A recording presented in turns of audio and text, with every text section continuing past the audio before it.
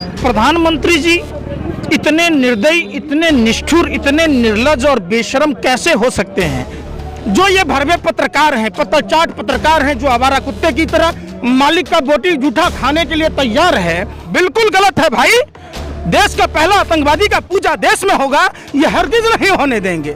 कुत्ता भी रोटी खाता है तो मालिक के लिए भोगता है कि नहीं? तो आप लोग तो कुत्तों से भी गए गुजरे हैं और देश का नेता भी कुत्ता से गया गुजरा है। बेशर्मो, शर्म करो। पत्रकारिता के नाम पर आप लोग कलंक हैं, धब्बा हैं। जो सावरकर का गजीजा फूफा लगता था, गोरे अंग्रेज जो 60 रुपया महीना देता था, तो रंगा बिल्ला दिल्ली में पर्चे क्यों बढ़ रहा था? क्यों ट्रम्प नमस्ते ट्रम्प किया जा रहा था? अरे आप लोग भी महाराज, अरे गोबर को आप भी च्यवनप्राश समझ के चाटते हैं क्या? अरे हम लोग रोटी खाते हैं, हम लोगों को दिमाग है भगवान दिया हुआ ना। अरे भैया, भाजपा पूरी मदारियों की टोली है, उसी मदारी का एगो आप भी बंदर हैं, यहाँ डांस करने आए हैं। इतने लतियाए जाइएगा ना कि हम लोग देखिए किसान हैं नमस्कार, मैं हूं देवी। समय आप देख रहे हैं लोकतंत्र टीवी। हमारे साथ मौजूद है पंकज श्रीवास्तव। आपको बता दें कि लगातार सिंघू बॉर्डर से जो आवाजें उठ रही हैं किसानों के लिए, जो विरोध कृषि कानून को लेकर लगातार चर्चे का विषय बन चुका है। हमारे साथ पंकज जी हैं। पंकज जी, कैसे देख पा रहे हैं? पूरे हिंदुस्तान में कहर मचा हुआ है कि बिल को लेकर अब किसान की जो वार्ता लगातार चल रही है बेनतीजा विफल नजर आ रही है, कैसे देख रहे हैं? देखिए, सरासर गलत है। प्रधानमंत्री जी इतने निर्दयी, इतने निष्ठुर, इतने निर्लज और बेशरम कैसे हो सकते हैं? ये सवाल पूछता है भारत। आपने अभी हाल में देखा होगा, जैसे पहले के राजा महाराजा महान रखते थे, उस तरीके से भी प्रधानमंत्री जी देश के दलाल मीडिया के भरवे पत्रकारों का एक पूरा टीम जो आवारा कुत्तों की तरह लगातार भौंकता रहता है, 24 घंटा देश में नफरत फैलाता है। कौन भोगता है? कौन भोगता है? शर्म नहीं आती आप जैसे पत्रकारों को, जो लोकतंत्र के चौथे स्तंभ कहे जाते हैं? अर्नब गोस्वामी का भी व्हाट्सएप चैट लीक हुआ है, उससे क्या उजागर होता है भैया? कौन है वो अर्नब गोस्वामी?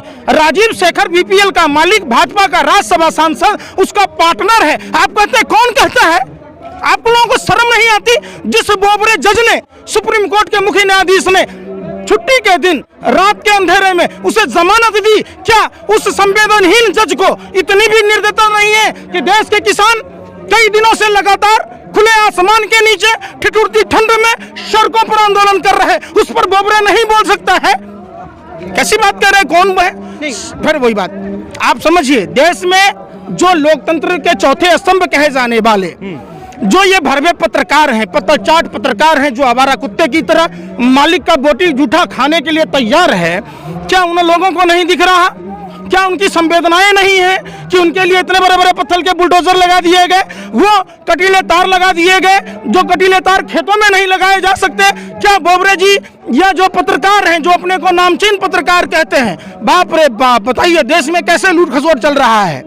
जो पत्रकार का काम हम आम जनता की बात को उजागर करना है, वो राज्यसभा में सदस्य बनने के लिए गलत सलत मैसेज देता है और सही मैसेज को नहीं दिखाता है, तो आपको नहीं दिख रहा? इससे तो ये साबित नहीं हो जाता है ना कि किसान आंदोलन का विरोध कर रहे हैं? अरे भैया सुनिए ना, क्या होता है सुनिए, आंदोलन का विरोध आपको हम नहीं कह रहे न करने के लिए, हमें जो अच्छा लग रहा है हम कर रहे।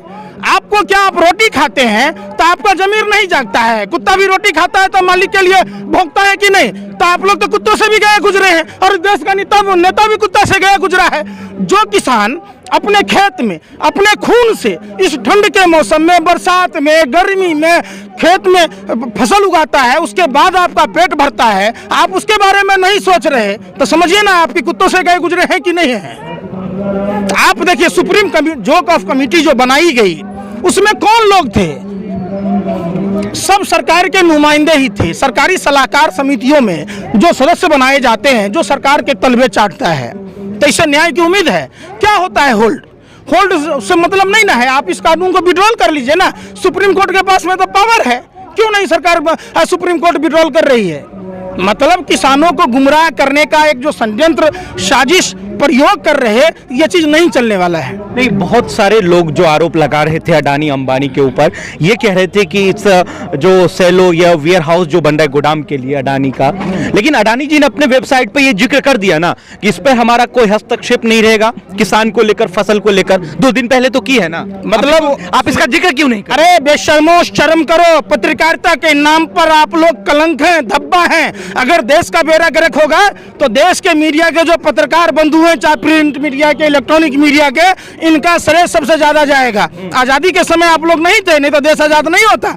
आप एक बात बताइए, अडानी ने कहा तो वो सच कहा, और हम पूरी देश की जनता कह रहे तो वो आपको नहीं दिखाई दे रहा है, एक बात बताइए, जब पूरे देश की जीडीपी गिर गया, अर्थव्यवस्था चली गई, मंदी में चला गया, तो अंबानी अडानी का ही बेतहाशा संपत्ति में वृद्धि कैसे हुआ? ये बात आप बताएंगे? पत्रकारिता करते हैं, कुछ तो शर्म कीजिए। देश जो गुलाम बनाने की साजिश की जा रही है, गुलाम बनाने की साजिश की जा रही क्या है ये? ईस्ट इंडिया पार्टी के लोग हैं। कौन लोग हैं आप समझिए, ये वही लोग हैं जो सावरकर का जीजा फूफा लगता था, गोरे अंग्रेज जो 60 रुपया महीना देता था। जब देश आजादी की लड़ाई लड़ रहा था, भगत सिंह के खिलाफ गवाही देने वाला कौन था? आप कैसे देश के किसानों को किसी स्टेट से जोड़ के देख सकते हैं, किसी आतंकवादी संगठन से जोड़ के देख सकते हैं? हम तो बिहार से आते हैं, ये पंजाब से आते हैं, कोई यूपी से है, यहाँ तो पूरा हिंदुस्तान खड़ा है भाई। आप कैसे कह सकते हैं बताइए ना?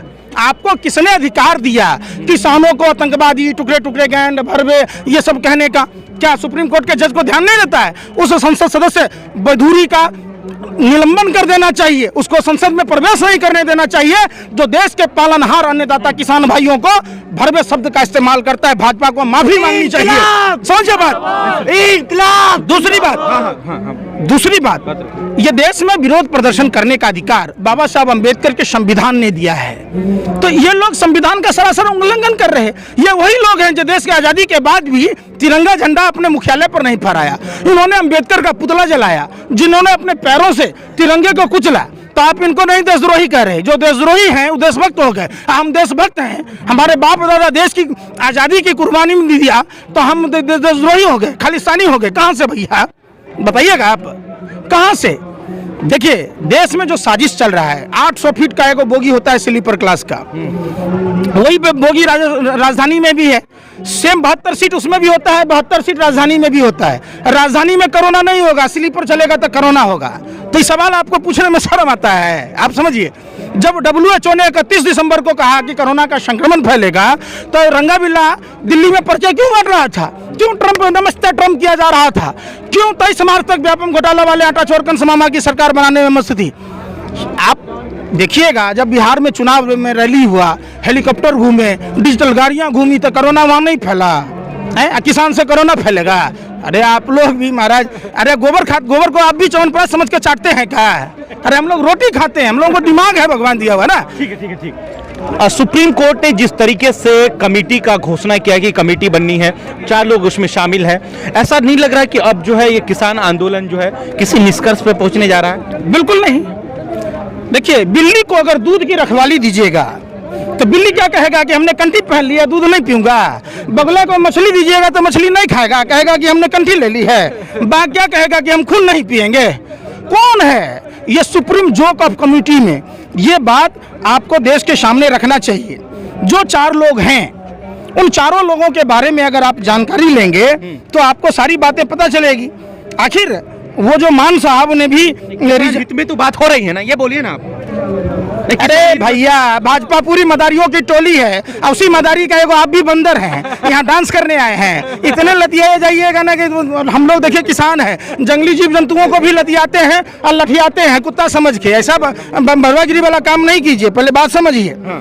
जो देश में कमेटी बनाई गई, उस कमेटी के बारे में आप आइए। भूपेंद्र सिंह मान, जो 4 चक्का वाला गाड़ी था ना, उसमें 1 चक्का तो पंचर हो गया, उनका जमीर जाग गया, इसके लिए उनको हम तहे दिल से शुक्रिया अदा करते हैं। उनकी किसान यूनियन ने किसान आंदोलन के खिलाफ बात बोली थी, तो आप उससे हम क्या भरोसा करें? एक बात बताइए। दूसरा, अनिल धनबट, जो कृषि कानून को किसानों के पक्ष में बताया था, जो सरासर गलत है। एक बात बताइए, 103 साल पहले बैरिस्ट्री छोड़कर महात्मा गांधी ने बिहार के चंपारण से कॉन्ट्रैक्ट फार्मिंग के विरोध में किया था, तो महात्मा गांधी जी गलत हैं कि नरेंद्र मोदी जी गलत हैं? आप ही बताइए। जो आज़ादी दिलाया वो सही ना होंगे? तो हमको उनके आदर्शों पर चलना न है कि हमको अंग्रेजों की नीति पर चलना है, जो गोरे अंग्रेजों की दलाली और मुखबरी किया था, जिनके बाप दादा किए थे। बताइए ना आप। तीसरा, आप अशोक गुलाटी, ये agriculture task force NITI Aayog द्वारा जो बनता है उसके मेंबर हैं। तो कौन बनता है? जो सरकारी नुमाइंदा होता है, जो सरकार को चाहने वाला होता है।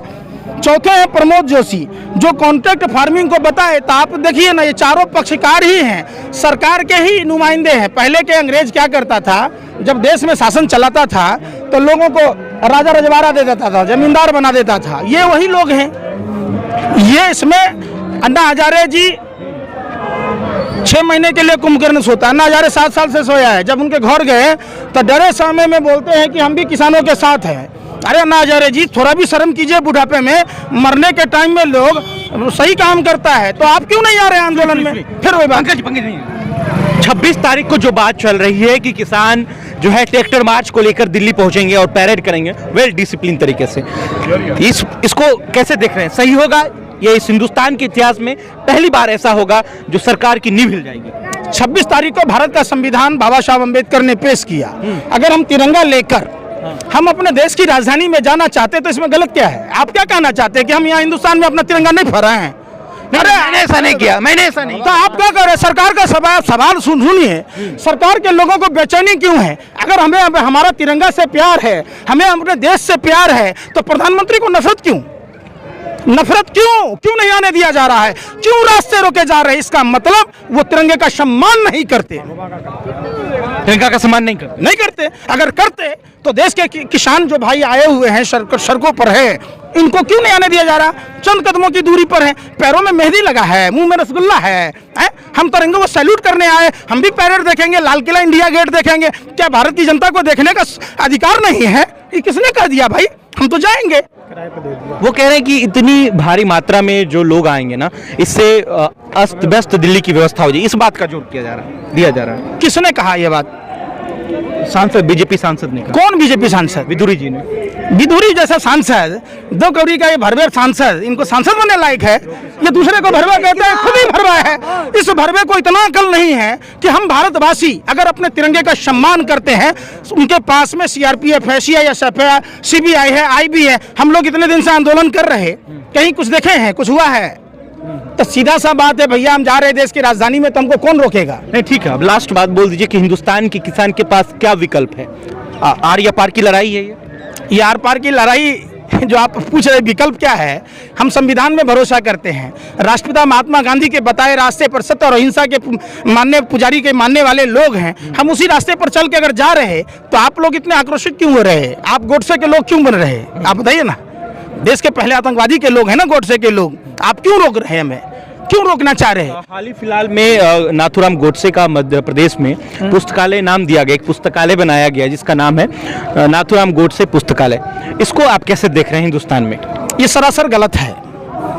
ये राष्ट्रपिता महात्मा गांधी का अपमान बिल्कुल गलत है भाई। देश का पहला आतंकवादी का पूजा देश में होगा, ये हरगिज नहीं होने देंगे। अगर नाथूराम गोडसे अगर देशभक्त था तो महात्मा गांधी को गोली क्यों मारा, जिन्ना को गोली क्यों नहीं मारा? ये सवाल उठता है ना।